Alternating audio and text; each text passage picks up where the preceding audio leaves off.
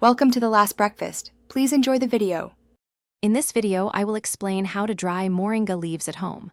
First, gather your fresh moringa leaves and wash them thoroughly under cool water to remove any dirt or debris.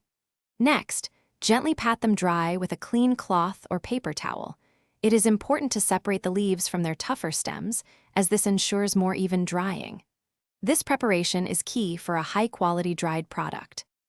For air drying, spread your prepared moringa leaves in a single layer on a clean mesh screen or a breathable cloth. Good air circulation is crucial to prevent any mold from forming. Place them in a warm, well-ventilated area, but away from direct sunlight, which can degrade their nutrients and color. Depending on humidity, this process can take several days. If you prefer a faster method, a food dehydrator works wonderfully. Set it to a low temperature, around 100 to 115 degrees Fahrenheit, and dry the leaves for several hours until crisp. Alternatively, you can use your oven on its absolute lowest setting, leaving the door slightly ajar to allow moisture to escape. The leaves are fully dry when they easily crumble in your hand. Once your moringa leaves are completely dry and brittle, store them in airtight containers, such as glass jars or sealed bags.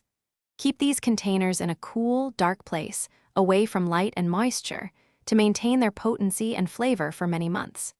This ensures you have a ready supply of this nutritious superfood. Also, remember to check the description for a link to some amazing darn tough socks and other great deals. Thanks for watching. If this was helpful, leave a like and consider subscribing. See you next time.